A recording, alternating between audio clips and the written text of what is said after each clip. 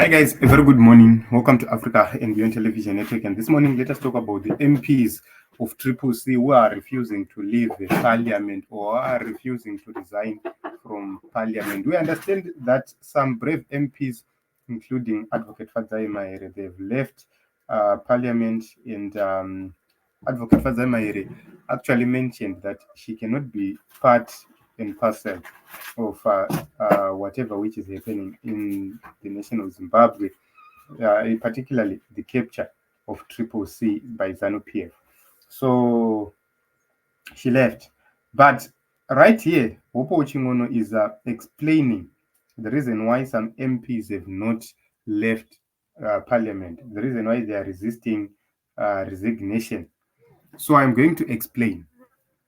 One thing which is here, he says that the MPs engaged him, and they are saying that their predicament lies not in being disloyal to the cause, but in huge financial debts that they find themselves in after funding their own 2023 election campaigns. I find this something as dishonest argument. These MPs, they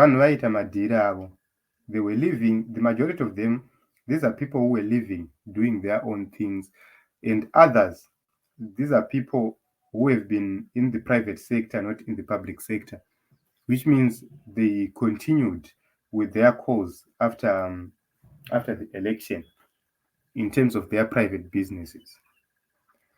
Right. Let us assume that what Wopo Chimono is saying is true. What about an MP who lost, who funded his own campaign? Because urban campaigns were not that expensive as rural campaigns. In the urban areas, we have people who had access to WhatsApp each and every day, who had access to Facebook, to YouTube. These are people who could get messages about who is their MP in time, about what needs to be done in time. These are people who had access to rallies more than everyone else. In rural areas, you had to travel long distances for you to go to a rally. But in urban areas, these are people who use the minimum money in terms of traveling, in terms of attending a rally, in terms of the costs. So yes, they accumulated some costs during this election, but not as compared to rural MPs. I can give you an example. The MP we had in our constituency, he funded everything. Everything. He was trying by all means possible to fund himself everywhere he was moving from point A to point B. At a certain point in time, we were stuck, and we had to use our own money to make sure that we deploy agents, to make sure that they eat, to make sure that they have refreshments. All those things. But what happened? I was a candidate myself. I was a council candidate. I lost. Did I complain that I've lost this election? I accumulated debts and so forth. No, I didn't. Why? Because I understood that the reason why I got into politics, the reason why I stood, was not for me to benefit, but was for the community to benefit.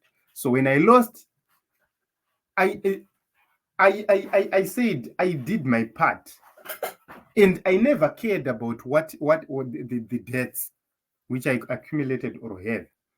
I have lost so many things because of my association with CCC. My association with Nelson Chamisa made me lose contracts, made me an enemy to some people who have been giving me contracts. That is a fact. There are several people who have been working with installations, solar systems. They no longer give me contracts because I aligned with President Nelson Chamisa's party.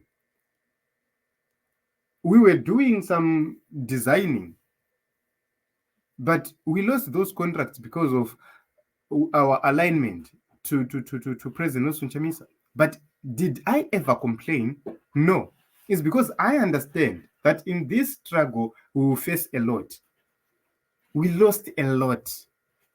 if we are to put together the kind of revenues we lost because of this cause, how much money we used to make sure that we are part and parcel of this election, in terms of campaigning, in terms of agents, in terms of traveling. There are so many people who helped us financially as well.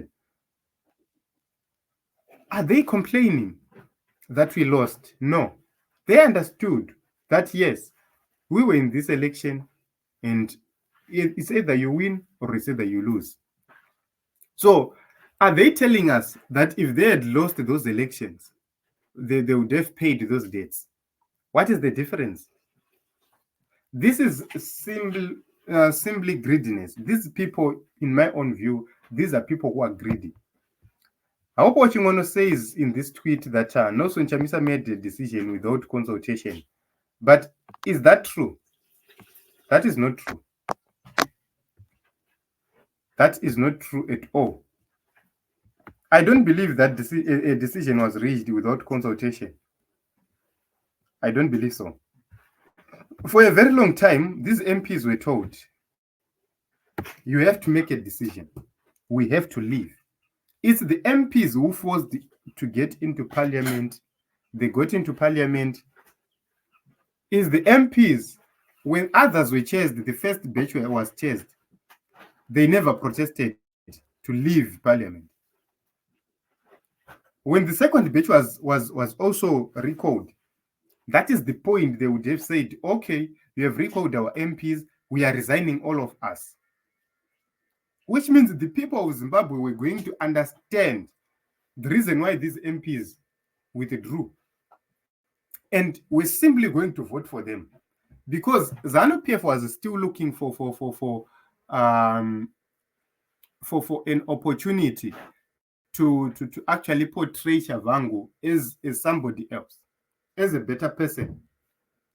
Which means if these MPs had stood with one another and say, okay, we are the lawmakers, we are not going to allow this to happen, they would have stopped ZANU PF. But they didn't. Right now, they are giving excuses to say, we are not leaving because of mandates or because of disengagement was done without consultation. Everybody knew that this was no longer working. There was no reason for President Nelson Chamisa to remain within CCC, and there was no reason for anybody who believes in him to remain in CCC. So, personally, I know. But if you see these things happening, ndo team riari rinoruma richifuridzira. Recently, Chimono was saying, yeah, ngavabude. Ike zvinezvo adzoka manje, akuchifuridzira manje. He's now supporting the same MPs who are refusing to leave parliament. It's not about financial debts. It's not about their lives being ruined. It's about their greediness. So you are talking about your lives. How many are you as MPs? Less than 100. And you're telling us that your lives are going to be ruined. What about those who were recalled? Were their lives not ruined? What about the people of Zimbabwe who are suffering? Were their lives not ruined? So it's about you and you alone. That is the problem we have in Zimbabwe. So personally, I'm disappointed.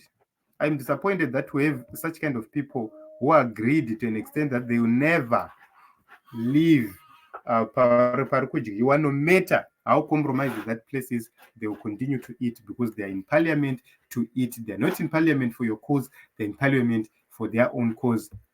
They're in politics for their own cause, not for the people. So they are imagining, tosiya mota, tosiya here ma duty free, tosiya here ma allowances, tosiya here ma diplomatic passport. It's difficult in Zimbabwe for Muna Agapinda politics to benefit all those things to live. Some of us, when we felt that we are working at particular areas and it was against our values, we left. We left and we started other new things because we felt that there was no need for us to continue to be in those places. So personally, I find this argument invalid. This is about greediness. This is nothing to do with the people. This has nothing to do with financial obligations or whatever. This has nothing to do with a consultation. How do you consult with such people who are in a struggle, but they want to live good life? I have never seen something like this.